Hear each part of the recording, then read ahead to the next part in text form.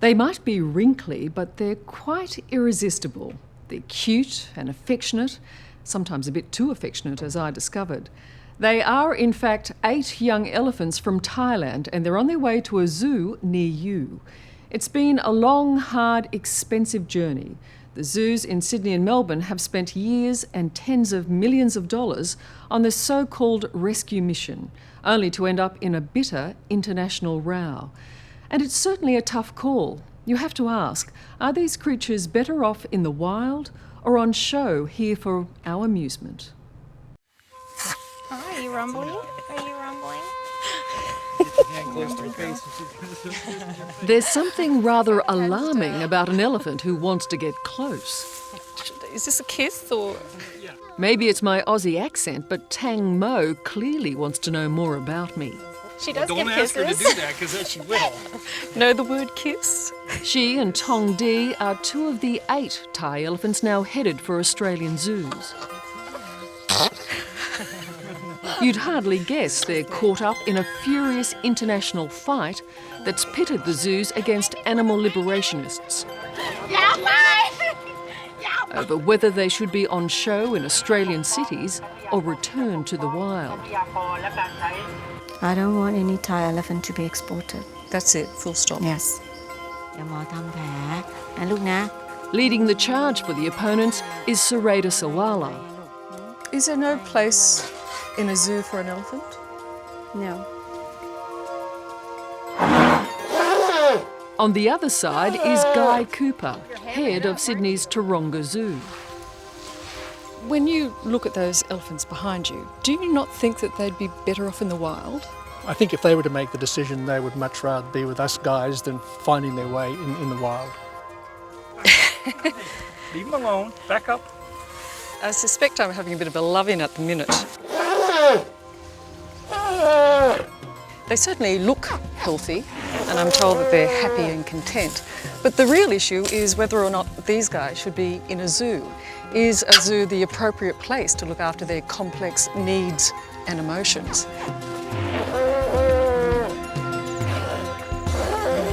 I came to Thailand to answer that question. Oh, look at you. I'm so impressed, Tongdi. While the arguments raged for the past 2 years, the elephants have been quarantined in this compound purpose-built by the Australians and receiving very personal care. That's what we'd like to do at the zoo as well. We'd like for everyone to get as up close and personal as they possibly can with this elephant. งานในหลวงนะงานในหลวงเอาไว้ก่อน For weeks, the protesters blocked the elephant's departure. But finally, 2 weeks ago, Sydney Zoo boss Guy Cooper oversaw this covert operation. The elephants spirited away, complete with police and military escort. It was considered fairly clandestine. Yes, well, it sort of beggars belief that moving 8 elephants could ever be clandestine. But you had a good reason to be clandestine. Well, we certainly did from the point of view of the experience last time round. The key thing in this is not only staff safety, but of course the welfare of the elephants. It's been a massively expensive project. The elephants costing about $18,000 each, keepers supplied by the zoos, and new homes built for them in Australia. A total bill of around $41 million. The zoos claim this is all about protecting the elephants, setting up a captive breeding program and saving them from extinction. We're looking forward to nurturing this family of elephants and ensuring that we have a safety net for this wonderful species for the rest of this century and beyond. There's no doubt, and fortunately, that zoos are going to become the last lifeline, and that's sad, but that's a fact, and we've got to be ready for it. What's at the heart of this conflict over the Australian elephants is whether the zoos really are conserving endangered elephants or contributing to their illegal trade by poachers who catch them in the wild. You're confident that none of those elephants came from the wild? Absolutely, yes. Without a doubt. Without a doubt, yes.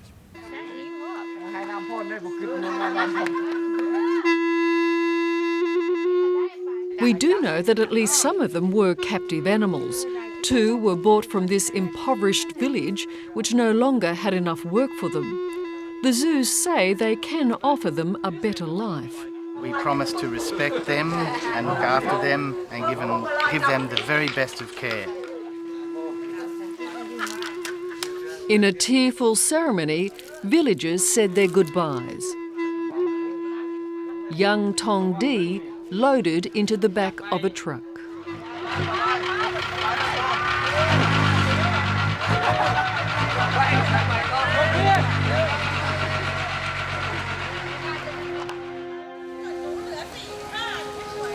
In Thailand, the elephant is a revered animal.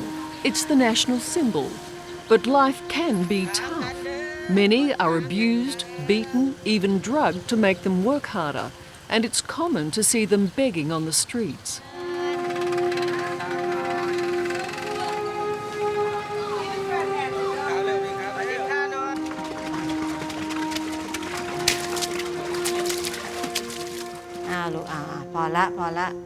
What are you saying?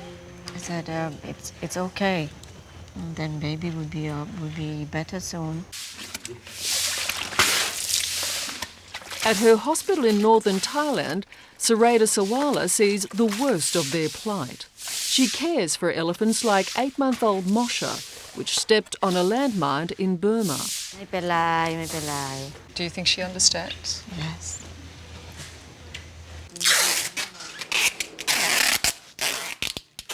Twenty-year-old Matala is another landmine victim, making do while waiting for a prosthetic leg. Matala, though, she's never really going to go back into the wild, is she? No. And even if she could, one of the big problems in Thailand is that there's not much wild left. Elephants in logging camps help destroy their own habitat.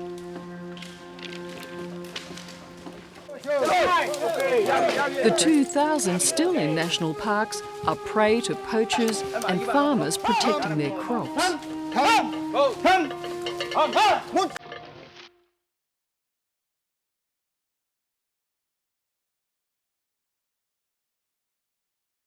Of course, if you're a Thai elephant, you could get lucky and find yourself here in 155 square kilometres of protected rainforest, not all that far from Bangkok.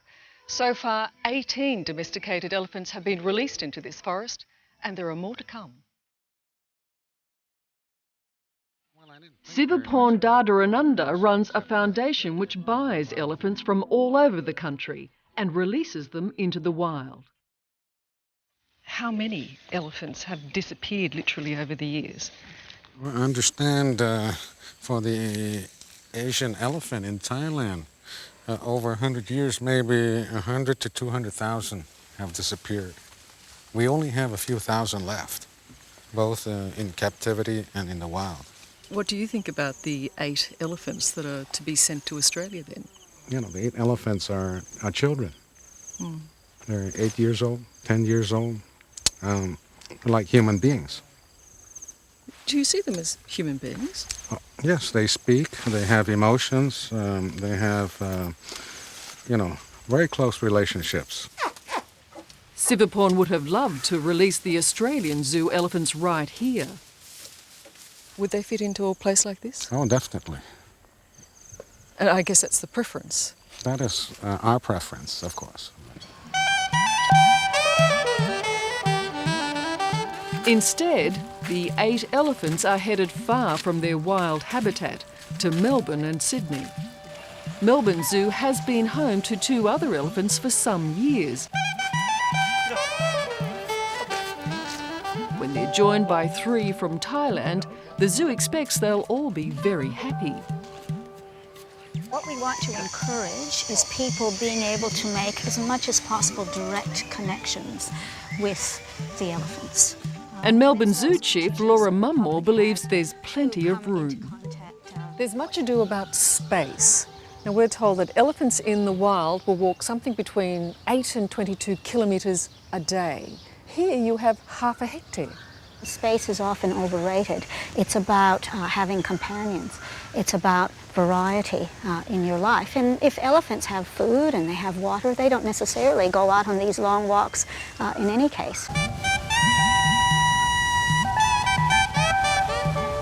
In Sydney, Taronga Zoo is in the heart of the harbourside northern suburbs. So it tells you how close the zoo is to home. David Hancox once ran Seattle and Melbourne zoos. He believes the size of an elephant's home does matter.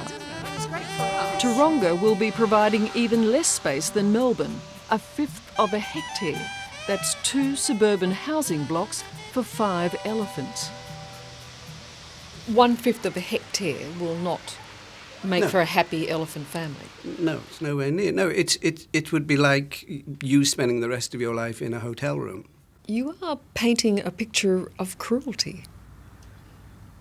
It may be well-intentioned, but yes, I think it is. Is it not true that elephants in zoos die younger? It's pretty old data. I don't believe that holds true today. Is it not true that they suffer from foot rot, bone disease, obesity, boredom, depression? Sounds like what ails humanity in some ways when you say that. I don't believe any more than one might find anywhere in the world. Because as we all know, the wild is not exactly a Garden of Eden. Even Taronga's own elephant manager, Gary Miller, has questioned the zoo's ability to take proper care of the elephants. He told an Australian court he'd prefer the elephants went to a bigger, open-range zoo like Dubbo in New South Wales.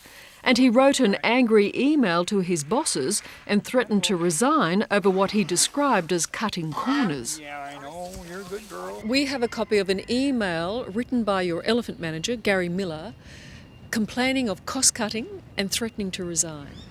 Yes. Well, of course, that was a private email. That has been resolved immediately once we were able to talk to him about it. He gave evidence at the appeals tribunal saying that he'd prefer they went to Dubbo. He did make that comment, which I thought was very, very good of him to make that point. And of course, there is a lot more space. Which is kind of critical to every argument that we hear. Yes. Space. Yes, although as I have also said that providing you are using the space that you do have well, you don't necessarily have to have the big space. The Taronga enclosure certainly seems to have everything. An elephant-sized swimming pool, a barn for sleeping, even dead trees to play with, but all jammed into limited space. Critics say the real reason they're coming to Sydney and not to Dubbo is money. I guess the truth is not as many people would see these elephants if they were in Dubbo. We have about 1.3 million visitors here, and we have about 200,000 at Western Plains. So obviously that is a major factor.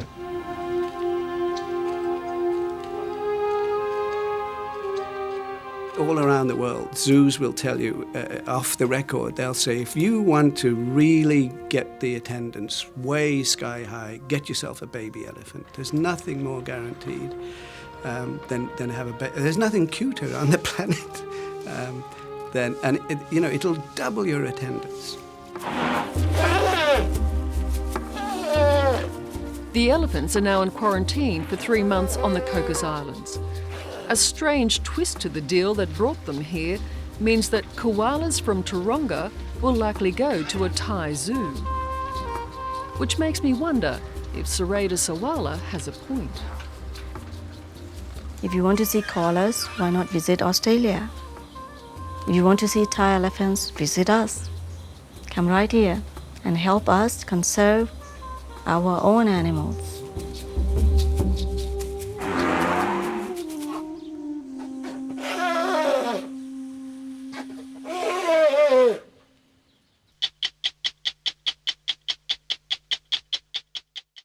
Hello, I'm Sarah Abo. Thanks for watching 60 Minutes Australia. Subscribe to our channel now for brand new stories and exclusive clips every week. And don't miss out on our Extra Minutes segments and full episodes of 60 Minutes on 9now.com.au and the 9Now app.